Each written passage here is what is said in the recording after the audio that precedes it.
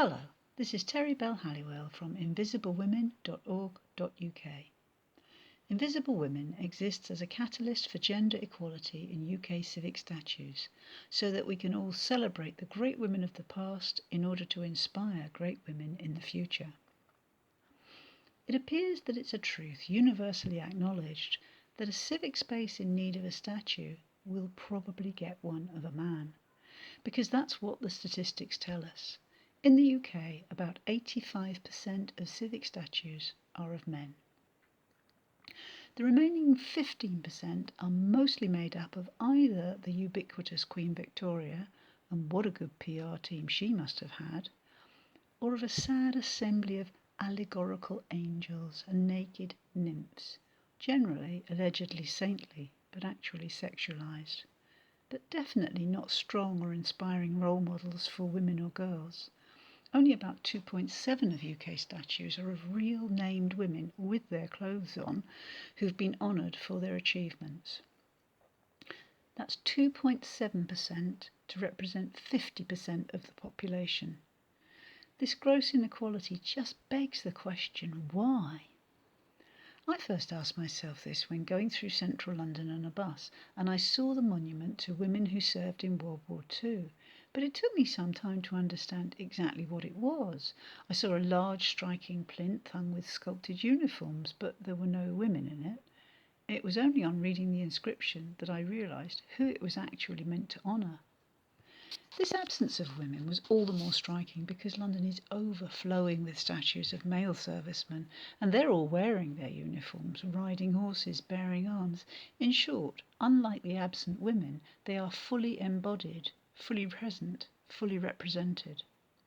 This so-called women's monument just reduces the service and sacrifice of those women to the contents of their wardrobes.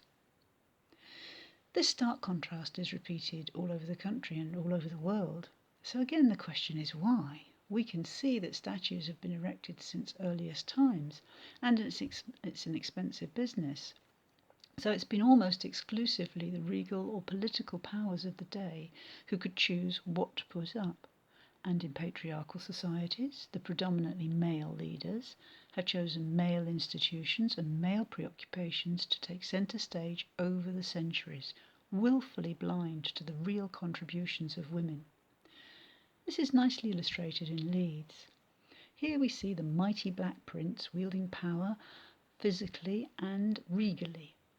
He's backed by 4 worthy gentlemen, each displaying their professional and intellectual accomplishments, and they're surrounded by a circle of nameless naked nymphs, holding up lights, whose sole purpose is to be decorative and titillating.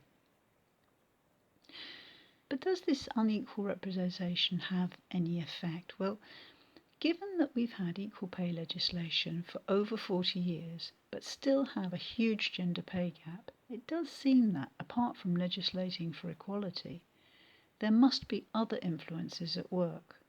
And one of these is this prevailing subliminal narrative of male superiority, quietly sold to us in all our city parks and squares and museums. Civic statues invite us to look up to them, both literally and figuratively. They seek to influence us, to tell us the story that men are the ones who achieve political, intellectual, sporting and professional success. Women's achievements are vanishingly rarely celebrated. Since the powers that be have continued to erect statues, we have to conclude that they pay their way, that they do have a real effect, that in fact they may wield considerable influence. You might actually see civic statues as the original subliminal ad campaign for the patriarchy, the first influencers. Statues have a quiet, persistent power.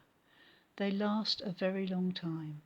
So in the interests of a fair and balanced society, we should also see the images of the achievements of women, because we know where untrammelled male power leads. For an illustration of that, we have only to look at the male groupthink that so many leading commentators say gave rise to the financial crisis of 2008. Equality of representation for women needs to extend to civic statues, with women's achievements seen alongside those of men. It's in this spirit that Invisible Women calls for the celebration of the great women of the past. And amongst these, Elizabeth Elmy is surely a most worthy candidate.